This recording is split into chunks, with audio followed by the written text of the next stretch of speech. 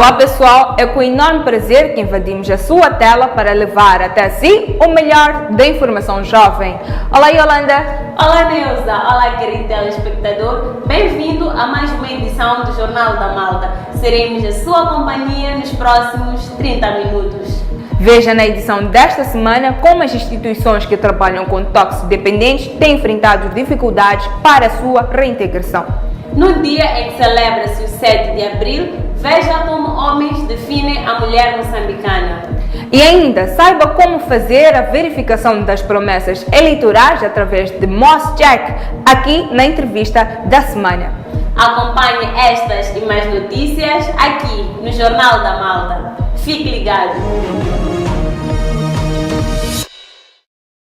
O uso de drogas e substâncias psicoativas tem destruído a vida de muitas pessoas em Moçambique e no mundo, aumentando o número de toxicodependentes. Embora hajam instituições que trabalham para a desintoxicação e reintegração deste grupo social, os mesmos enfrentam vários problemas. Acompanhe os detalhes desta matéria na reportagem a seguir. A heroína é vendida em pequenas porções, que são estas, custam 50 meticais cada. É este o grande problema dos jovens. Não vê os filhos há mais de 15 anos. Na verdade, Delfino Luiz, formado em gestão ambiental, marketing e saúde pública, não tem noção de onde eles se encontram. Não come nem faz higiene corporal condignamente há mais de 10 anos. O meu dia a dia é uma desgraça. Absoluta desgraça. Com ar preocupado, olhar distante, o obstáculo de Delfino não é começar o tratamento, uma vez que conseguiu reduzir as quantidades diárias de consumo, sendo conselheiro de jovens na Associação Comunitária Ambiente da Mafalala. O difícil, passados 20 anos de toxicodependência, é voltar a ter a confiança da família e da sociedade. Olha para mim. Como é que estou? Cabelo, pá, barba, pá, com um aspecto menos agradável. Quem é o patrão que vai querer dar emprego a mim? Voltar para casa penso todos os dias, principalmente quando estou num lixo. Já tentei por várias vezes, recebem-me, dão-me de comer, mas aquela confiança que eles tinham de antes já não têm. Está a ser difícil para eles acreditarem que este indivíduo mudou, ou está mudando. Se para Delfino o primeiro contacto com as drogas foi através de amigos, para Célia Cassamo as portas do mundo das drogas foram abertas pelo namorado e, na altura, ela tinha apenas 15 anos. Aquilo foi estilo experimenta, prova, só eu a recusar, mas acabei engrenando que eu já sozinha que ia lá, né? Consumir, já fugia dele, ia consumir sozinha. Hoje, com 33 anos de idade, revela com uma voz trêmula que já se desentendeu com familiares. Arrependida, conta um episódio. Eu fiquei, por exemplo, 4 meses presa, sem receber visita do meu pai.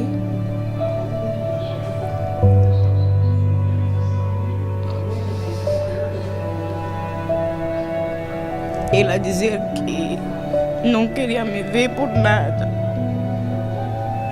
Mas depois dos 4 meses, ela apareceu. Veio me visitar e tentou resolver meu problema.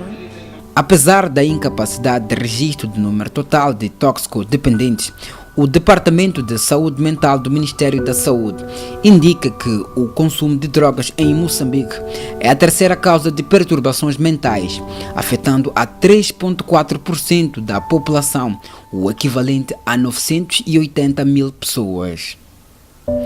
Mesmo com estes números, o governo ainda não criou centros de reabilitação de toxicodependentes, nem recursos técnicos e financeiros para assistir a este grupo. Existem apenas 6 centros para assistência de doentes mentais, integrados no Serviço Nacional de Saúde, composto por 373 profissionais da área mental, entre psicólogos, terapeutas ocupacionais e psiquiatras, para atender a 1.400.000 doentes mentais. E é nestes centros onde também são tratados os toxicodependentes. Mas também existem no país instituições privadas como a Remar, que lidam especificamente com o tratamento direcionado a pessoas dependentes de drogas. Neste enredo de situações, os mais prejudicados são os familiares, tal como é o caso da Júlia Macam, que tem 4 filhos.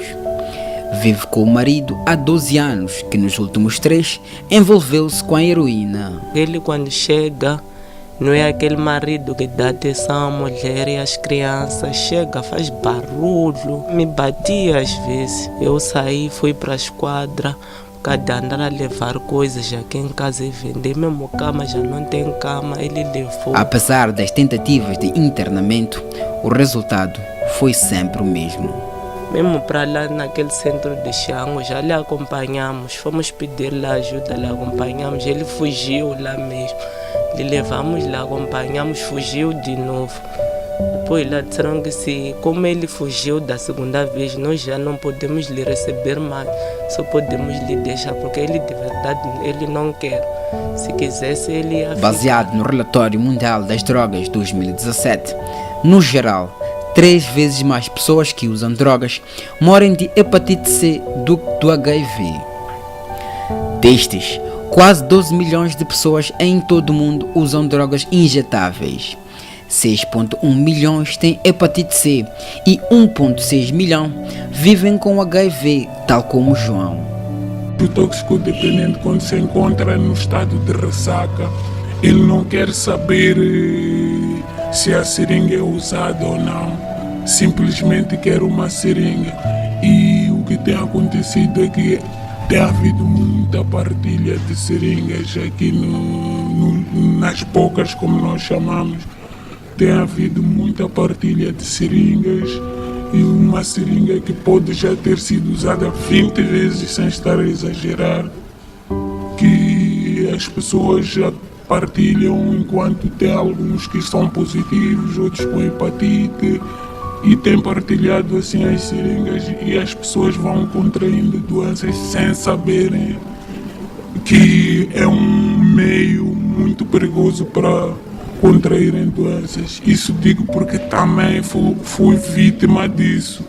Falta de informação na altura, quando comecei a drogar, ainda partilhávamos as mesmas seringas, e numa daquelas partilhas, o mesmo relatório aponta que os opioides, como a heroína, foram o tipo de droga mais nocivo e representaram 70% do impacto negativo da saúde associado aos distúrbios de uso da droga em todo o mundo. Ainda de acordo com este relatório, a droga mais consumida no mundo é a cannabis sativa, com 3,8% da população adulta global consumindo anualmente. A estimativa da ONU é de que cerca de 183 milhões de pessoas tenham usado a droga em 2016. Vamos a um breve intervalo, voltamos já. Saúde, educação, tecnologia, cultura, desporto, meio ambiente e reportagens especiais. Bem-vindos ao Jornal do Media Lab. Jornalismo feito por jovens para o público jovem. Media Lab, o laboratório de jornalismo aqui na sua STV. Estamos de volta à segunda parte do Jornal da Malta. A rede de comunicadores Amigos da Criança lançaram na última sexta-feira o relatório sobre a criança na imprensa. Acompanhe. A criança na imprensa. Este é o título do relatório lançado pela Rede de Comunicadores Amigos de Criança, RECAC, na última sexta-feira na Escola de Comunicação e Artes da Universidade Eduardo Mondlane. O relatório financiado pela Unicef tem como objetivo fazer uma análise de forma como os meios de comunicação social reportam assuntos relacionados com a criança. A criança ainda não é vista aos olhos da comunicação social como um ser sujeito de direitos. A criança é vista como o coitadinho, que precisa de proteção, que nós temos que fazer isto, temos que fazer aquilo, mas não quer dizer que isso não esteja correto, mas se olharmos na ótica de direitos, em como alguém tem um dever de prover esse direito, a coisa muda de figura. São direitos que ela adquiriu a partir do momento que o Estado moçambicano ratificou as convenções e outros protocolos de proteção da criança. Então é assim que nós gostaríamos que a criança fosse retratada nos mídias, como um ser sujeito de direitos.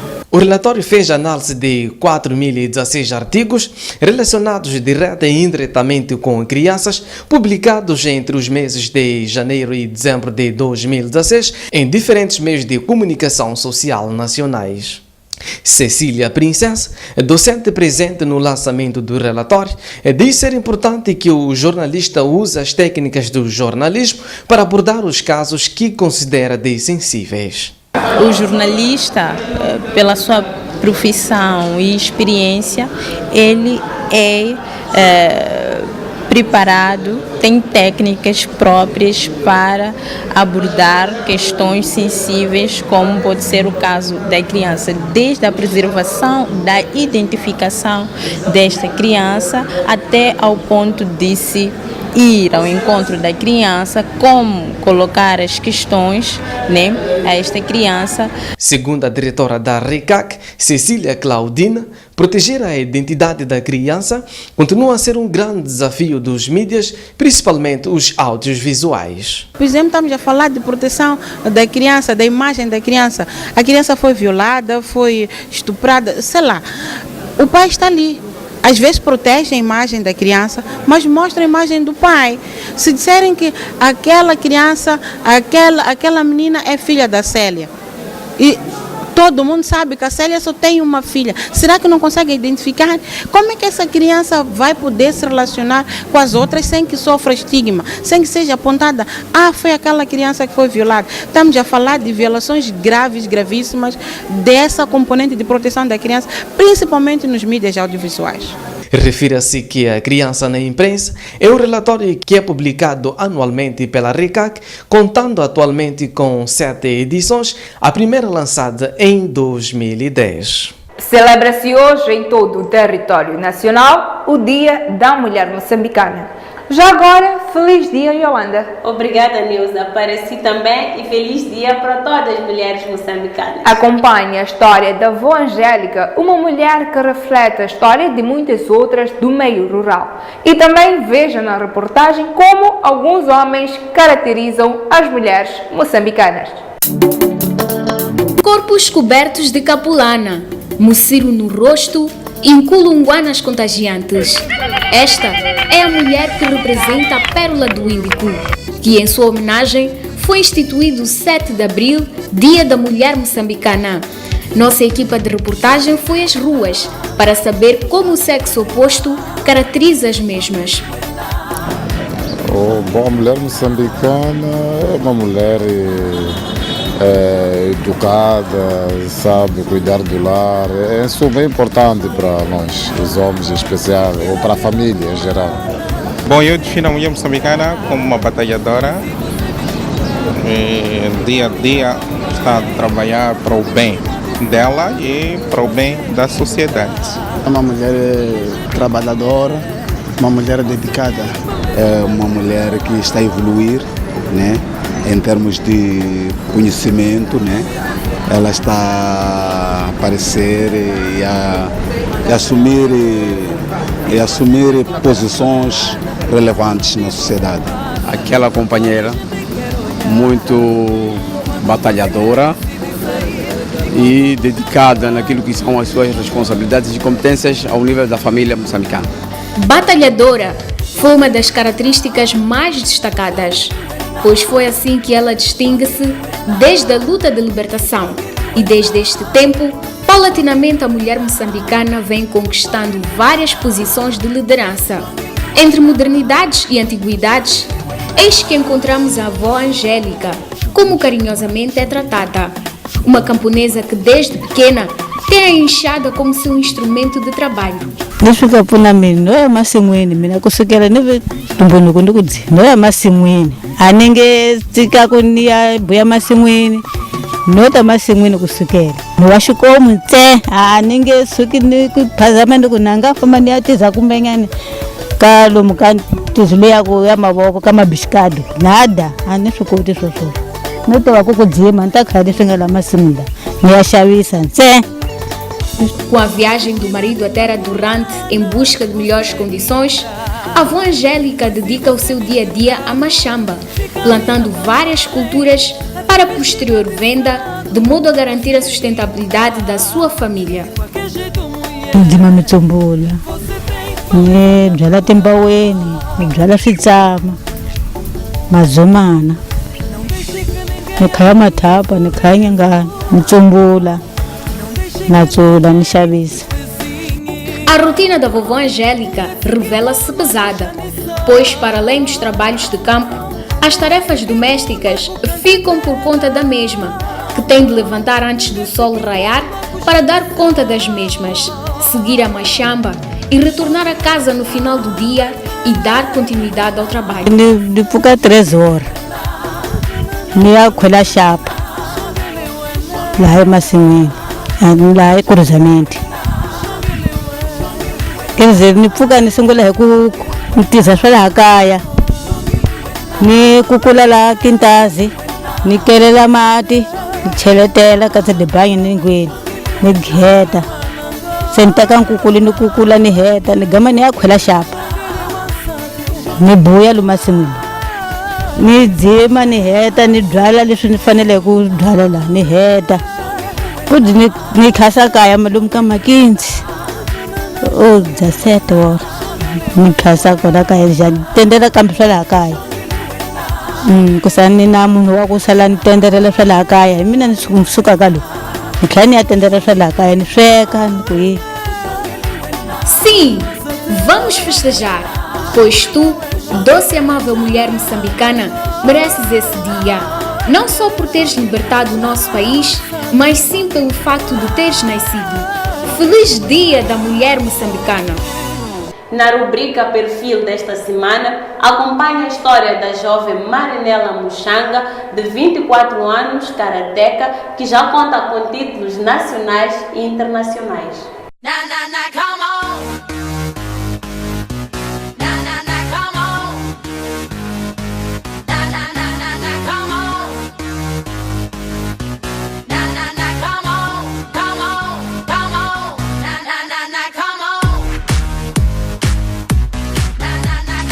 Influenciada pelo irmão, Marinela começa uma relação forte com o karate ainda em tenra idade.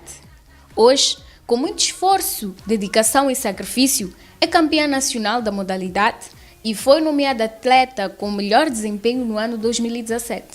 Nós somos reconhecidos, deixa-nos muito felizes e dá-nos vontade de continuar, dá-nos força para continuar. Então é uma honra muito grande ser uma das nomeadas para a Gala de Desporto 2017. Apesar das dificuldades, Marinela já amealha várias medalhas conquistadas em campeonatos nacionais e internacionais. Bem, aqui eu tenho várias medalhas e algumas eu não consigo me recordar de que campeonato foi, mas esta aqui foi de um campeonato na África do Sul no ano passado e é ouro. Bem, elas significam resultado de muito esforço, de muito treino, de muita dedicação e é agradável olhar para elas. Em 2017, o karate tornou-se uma modalidade olímpica, razão pela qual as ambições aumentam. Marinela trabalha a todo gás de olhos postos nos Jogos Olímpicos 2020 em Tóquio, no Japão.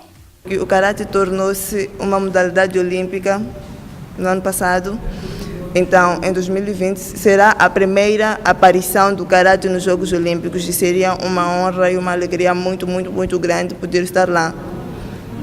Não só eu, como os outros atletas da equipe nacional. Então, este é o nosso objetivo, esta é a nossa luta, este é o percurso que nós pretendemos traçar daqui até 2020.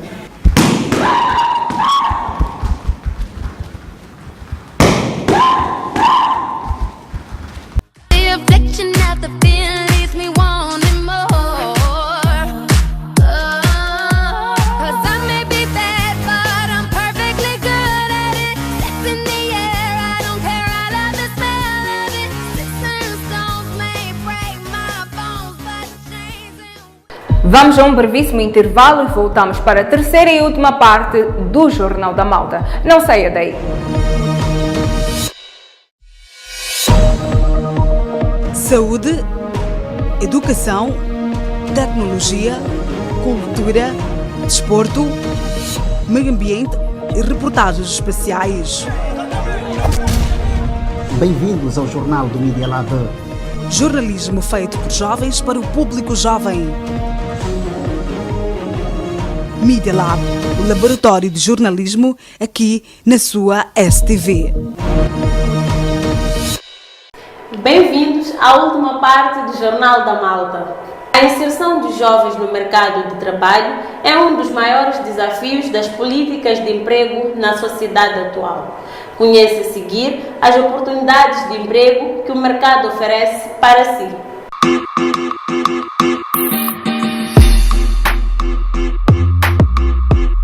Olá malta, bem-vindos a mais uma rubrica de emprego aqui do Jornal da Malta.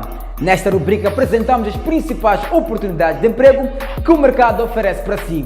Então vamos a isso. Se és licenciado em Administração Pública, Gestão ou Contabilidade, cadastre-se à vaga de Administrador Logístico, que está disponível na Ilha do Ibo, na província de Cabo Delgado, no norte do país. Do Ibo, vamos a Machixe, na província de Inhambane, no sul de Moçambique, onde existe uma vaga disponível para um gestor de projetos que seja licenciado em Ciências Sociais, licenciado em Saúde Pública ou licenciado em Desenvolvimento Comunitário. Há também uma vaga disponível na cidade da Matola para um professor de inglês que seja bacharel em Educação e também que tenha formação na língua inglesa. Malta, em relação às vagas de emprego para esta semana é tudo, mas sabes que podes contactar-nos através do nosso Facebook e também do nosso e-mail. Nós voltamos daqui a 7 dias, mas antes, saiba qual é o contributo e a importância do setor informal para a economia do país. Estudos feitos sobre o setor informal não são muito precisos sobre uma certa taxa de contribuição do setor informal para a economia do país, mas estima-se que 40% do PIB seja gerado pelo setor informal, o que não é pouco. A importância do setor informal em Moçambique é de tal sorte que não se pode adotar uma política para eliminar o setor informal, porque eliminar o setor informal significa estarmos a eliminar mais da metade da fonte, ou mais da metade da fonte de geração de rendimento para muitas famílias.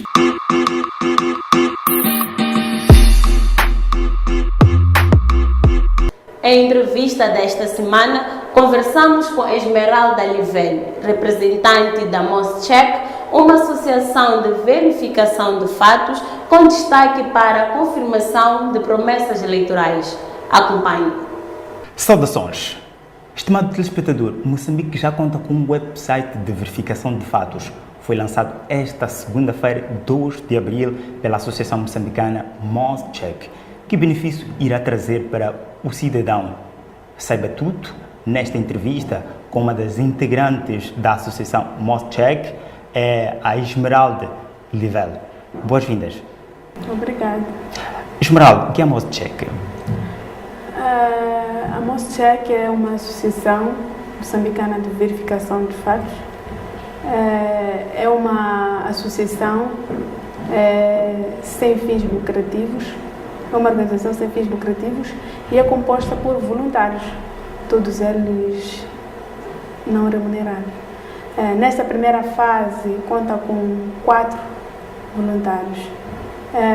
A Moscheck faz o trabalho de verificação de fatos no país. É a primeira organização de fact-checking aqui em Moçambique.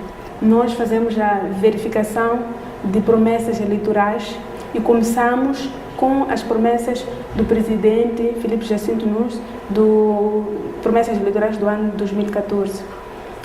E já começamos a divulgar essas verificações no Facebook. Começamos no ano passado, em dezembro, a publicar nas redes sociais, no caso no Facebook e no Twitter. Nós, para fazer esse trabalho de verificação de factos, recorremos a uma metodologia. Essa metodologia é-nos inspirada pela rede internacional de fact-checking, porque o trabalho de fact-checking que nós estamos a fazer é um trabalho que, embora seja novo aqui no nosso país, é um trabalho que já vem sendo feito a nível mundial. Inicialmente usaram o Facebook e o Twitter para o efeito, e esta segunda-feira decidiram lançar o website. O que é que traz? Nesta segunda-feira, curiosamente, coincide com o Dia Internacional do Fact-Checking, nós decidimos lançar a nossa página do website, que é para profissionalizar o nosso trabalho. De que forma as informações vão ser disponibilizadas no website? Listamos numa planilha e, seguido, procuramos evidências de comprovar se efetivamente aquelas promessas foram ou não cumpridas. De que forma procuram essas evidências? Exatamente. Numa primeira fase, nós fazemos uma pesquisa, uma busca de informações nos órgãos de comunicação. Neste caso, nós nos servimos de notícias divulgadas pelos meios de comunicação relacionadas à promessa que nós pretendemos verificar. Fora esse ponto, nós também servimos-nos da Lei de Direito ao Acesso à Informação, onde dirigimos formulamos uma carta e dirigimos às instituições, até então todas governamentais, que têm relação com a promessa em verificação. Para além de monitorar informações ou promessas presidenciais, o que mais pretende fazer o MozCheck? Vivemos numa altura em que, com o advento da internet, a informação facilmente se propaga e gira em torno do mundo. E, por isso mesmo, também torna-se fácil propagar informação falsa. Portanto, nós pretendemos, através das nossas verificações, diminuir o nível de notícias falsas a circularem nos nossos meios de comunicação, nas redes sociais, enfim. De que forma? Divulgando informação verdadeira, baseada em evidências. Sendo uma associação nova e que trazem também um produto novo, a verificação de fatos, como é que se olham no futuro? Nós nos inspiramos em algumas organizações que estão ligadas à rede internacional de fact-checking.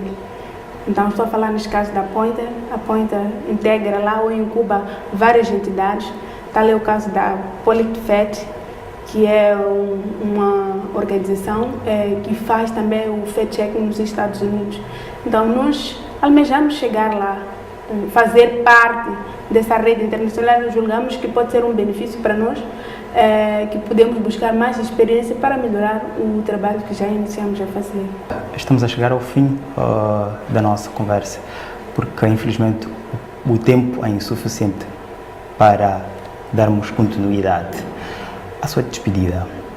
Muito obrigada. Que o cidadão acede à nossa página e espalhe notícias verdadeiras. Nosso muito obrigado. Gratíssimo também ao estimado telespectador que esteve a acompanhar a entrevista. Esperamos que esteja suficiente informado do que é MozCheck. Muito obrigado. Com o objetivo de empoderar a mulher rural no contexto moçambicano, a ONU Mulheres em Moçambique cria concurso de reportagem fotográfica. A Nossa Terra, História de Mulheres Rurais em Moçambique, um concurso fotográfico, é uma iniciativa da ONU Mulheres, entidade das Nações Unidas para a Igualdade de Gênero e Empoderamento das Mulheres, que visa criar debate sobre a situação da mulher no país. A ONU Mulheres está a visibilizar as mulheres, os desafios, as oportunidades, tudo que elas têm a nível do meio rural. Essas fotografias, cada uma contando na sua versão o que eles captaram quando interagiram com essas mulheres. Fotógrafo e vencedor do concurso, Mbuto Machile entende que a noção de gênero transcende a simples diferença entre homens e mulheres, uma justificativa para a intervenção da ONU Mulheres. É ridículo julgar qualquer ser humano ou a capacidade de qualquer ser humano pelo gênero. Para responder a esta realidade, a ONU Mulheres em si está a fazer muitos esforços visíveis para melhorar as condições de mulheres, não só aqui na cidade, mas também nas zonas rurais. Essas pessoas são testemunhas disso. Ivan Simone, fotógrafo que mereceu menção honrosa, justifica sua escolha para o concurso. O que me motivou a fazer essa foto é a forma como as pessoas olham para as mulheres, né? Que nós sempre achamos que as mulheres estão um pouquinho mais abaixo dos homens, que não fazem o que os homens podem fazer. Simone vai mais além e afirma que as mulheres devem ter o seu espaço de atuação livre e oportunidades de desconstruir um pensamento comum que as exclui de atividades consideradas masculinas. Tentei trazer um caso especial que é para despertar as mulheres que é possível.